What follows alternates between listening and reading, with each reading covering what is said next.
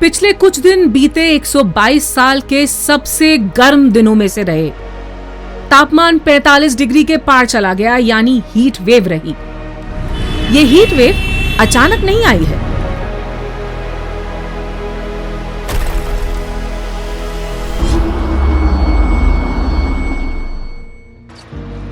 शहर बढ़ते जा रहे हैं, जंगल का हाल आप देख ही रहे हैं। हिमालय के पिघलते ग्लेशियर भी आने वाले खतरों को साफ बयां कर रहे हैं। हम सब यहाँ रहते हैं, सांस लेते हैं, घर बनाते हैं। यहाँ जीवन है, पानी है, पत्थर और पहाड़ हैं। सब कुछ है जो हमारे रहने के लिए जरूरी हो सकता है। लेकिन हम जहां रहते हैं उसका हाल नहीं समझना चाहते। इंसान होने के नाते हम आज तक ये नहीं मालूम कर सके कि रुकना कहां है। हम बस चलते ही जा रहे हैं। बीते 35 साल में शहरी आबादी में करीब 2.5 अरब का इजाफा हुआ है। दुनिया के 3 बड़े शहर और उनका बदलता हाल आपकी स्क्रीन पर है। दुबई का ही उदाहरण ले लेते हैं। यहाँ की जनसंख्या 1984 में 3,25,000 थी, जो 2020 में 33 लाख हो गई।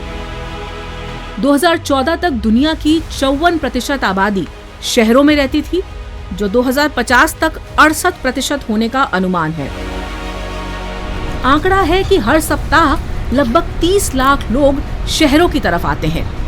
70% कार्बन डाइऑक्साइड शहरों से प्रोड्यूस होती है। शहर ईंट, पत्थर और कंक्रीट के जंगल होते जा रहे हैं, लेकिन असली जंगलों को भी हमने किसी काम का नहीं छोड़ा। दुनिया के जंगलों में से लगभग आधे जंगल तो वैसे भी अब तक इंसानों की जरूरत के लिए खत्म किए जा चुके हैं।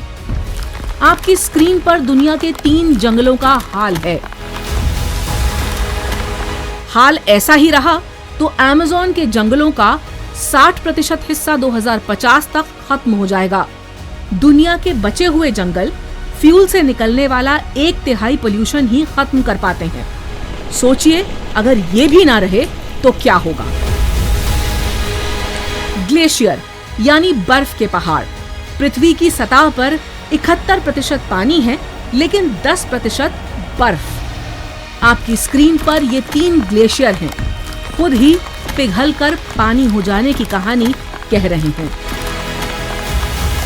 ग्लेशियर पिघलकर समुद्र का पानी बढ़ा देता है और फिर किनारे बसे शहरों के डूबने की नौबत आ जाती है। अगर यही हालात बने रहे तो लंदन, पनामा और बैंकॉक जैसे कई तटीय शहर 2050 तक डूब जाएंगे।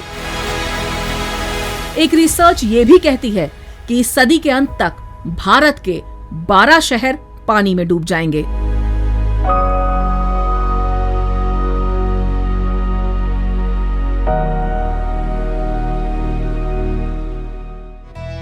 क्योंकि सच करीब से दिखता है।